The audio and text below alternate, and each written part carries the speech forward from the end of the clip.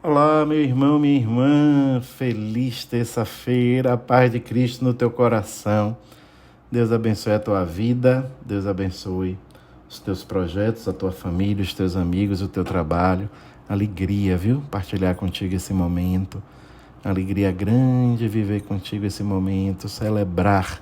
Para mim é uma verdadeira celebração nessa grande ciranda que nós formamos, cada vez maior, mais bonita, mais ampla, embaixo dessa tenda armada pelo Espírito Santo de Deus. Muito obrigado, viu, por você estar aí sintonizado, por você estar aí em conexão, essa conexão profunda que é gerada, por um lado, óbvio, nós precisamos pela tecnologia, mas sobretudo no amor que vem de Deus.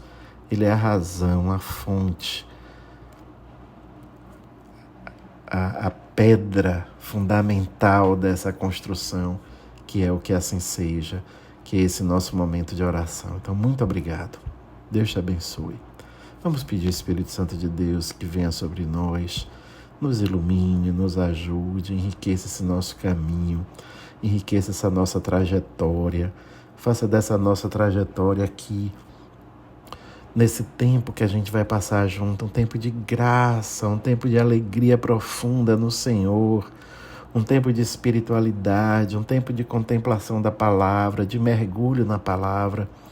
Que o Espírito Santo venha sobre nós, nos ajudando, ungindo o nosso coração, nos dando um coração acolhedor ao que a palavra espera de nós.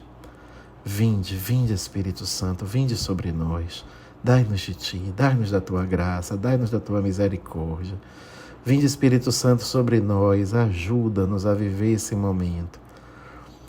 Não apenas segundo o que nós esperamos, mas sobretudo segundo a proposta que você tem para nós, aquela palavra, aquela mensagem Tua para nós, nesse momento. Vinde, Divino Espírito. Iniciemos em nome do Pai, do Filho e do Espírito Santo. Amém. O Senhor esteja convosco, Ele está no meio de nós. Proclamação do Evangelho de Jesus Cristo segundo Marcos. Glória a vós, Senhor. O capítulo é o 8º, os versículos de 14 a 21. Naquele tempo, os discípulos tinham se esquecido de levar pães.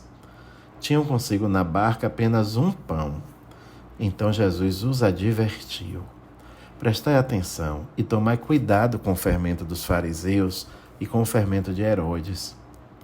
Os discípulos diziam entre si, é porque não temos pão. Mas Jesus percebeu e perguntou-lhes, por que discutis sobre a falta de pão? Ainda não entendeis e nem compreendeis? Vós tendes o coração endurecido? Tendo olhos vós não vedes e tendo ouvidos não ouvis? Não vos lembrais que quando reparti 5 pães para 5.000 pessoas, quantos cestos vós recolhestes cheios de pedaços? Eles responderam, 12. Jesus perguntou, e quando reparti 7 pães com 4.000 pessoas, quantos cestos vós recolhestes cheios de pedaços? Eles responderam, 7. Jesus disse, e vós ainda não compreendeis? Palavra da salvação. Glória a vós, Senhor. Meu irmão, minha irmã, com certeza naquele momento, os discípulos ainda não tinham toda a clarevidência sobre o que estava acontecendo, que só veio depois com a efusão do Espírito Santo em Pentecostes, e por isso não compreendiam muitas coisas. Não compreendiam, não conseguiam abstrair, né? A palavra é essa, não conseguiam abstrair. Como só tinha um pão, Jesus falou de algo muito mais importante, o fermento de Herodes e dos fariseus, o perigo, né? O perigo desse fermento está sendo semeado na massa da comunidade nascente, o perigo dessa lógica, dessa perspectiva, desse jeito de compreensão das coisas está sendo ali, mas eles pensavam que Jesus estava falando do pão material. E aí Jesus repreende, porque diante do pão material, diante das coisas materiais, Jesus é tranquilo, né? Ele multiplica, ele faz um milagre, mas a gente precisa ficar atento com essas forças espirituais que impedem a graça de Deus agir. E se isso valia para os discípulos há 2000 anos, naquele contexto ainda, sem a força do Espírito Santo, vale demais para nós. Muitas e tantas vezes na nossa vida de fé, na nossa vida de igreja, na nossa vida de comunidade, nós nos apegamos demais a certas lógicas do mundo, lógicas de poder, lógicas de apadrinhamento, lógicas de favorecimento, essas lógicas, essas miudezas, né, que são os fermentos de Herodes, são os fermentos do farisaísmo, não é? Lógicas de ficar condenando, julgando o irmão, são lógicas do mundo, são fermentos do mundo. E a gente fica tão apegada às coisas físicas, a essas coisas do mundo, que não percebe quanto a gente precisa, quanto Jesus deseja alertar o nosso coração para coisas maiores.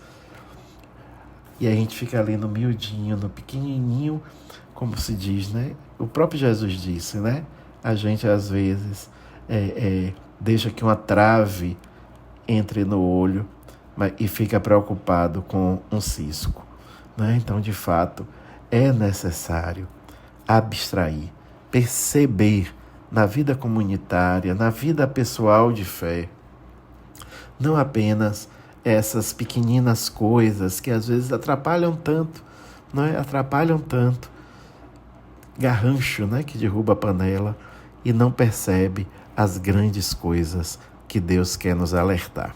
Então vamos pedir a graça dessa percepção das grandes coisas de Deus em nossa vida, para que os garranchinhos não atrapalhem o nosso caminho da nossa santidade, da nossa bem-aventurança.